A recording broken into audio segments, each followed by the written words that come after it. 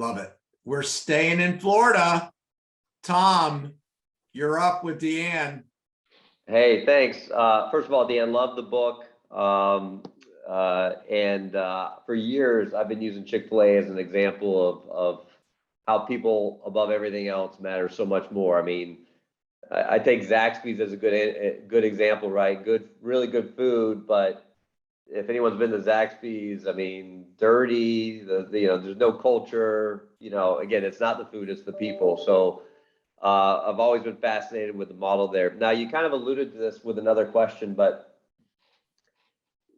the hiring is up to the franchisees, and you guys can't really coach them. But the reality is you guys typically hit home runs hiring a bunch of 16, 17, 18, 19, 20-year-olds. So how do you do that? There's not this track record to measure them on. It's really the traits. So just any insight into how you guys effectively are hiring these young kids that just are such great ambassadors to the brand.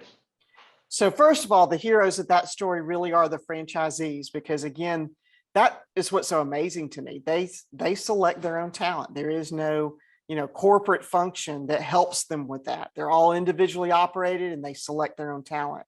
So it starts again, I go back to, you have to have the right leader there that's committed to that.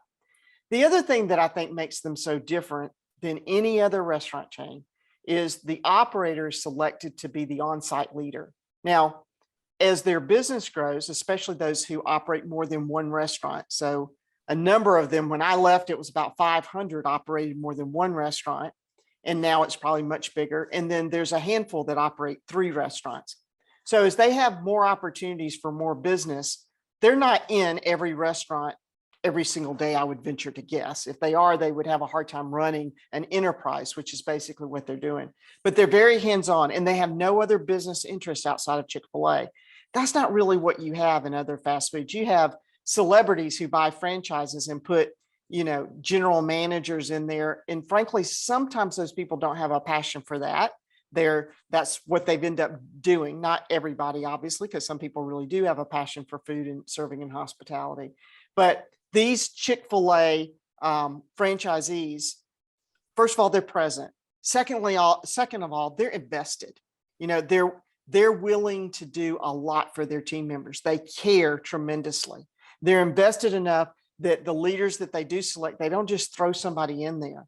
They have years of training to become a leader in a Chick-fil-A restaurant. That's the more common path for those leaders that, if your 16-year-old is working there and they have a supervisor, that person has been personally trained by that franchisee. So you have this on-site leadership that's really committed. And then the other things I see is that they're really committed to the growth of the people they select. Those 16 and 17-year-olds, they know they're just passing through. That, a very small percentage of them will make a career in the restaurant business or at Chick-fil-A. And they know that. They want to be their best first employer. That's where I hear a lot of them say. And they see their role goes back to the Chick-fil-A corporate purpose. Be a faithful steward of everything that's entrusted to us. Talent is one of those things entrusted. And they see themselves as a steward of that young person.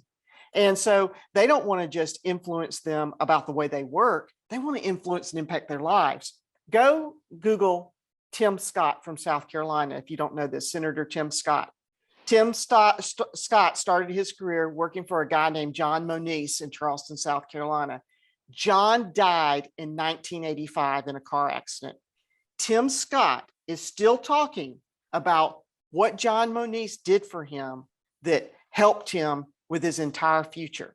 So these Chick-fil-A, that's just one example, by the way, but these Chick-fil-A operators understand the impact they can have on this young life, and they consider that a big part of their job and a big part of why they wanted to do it in the first place.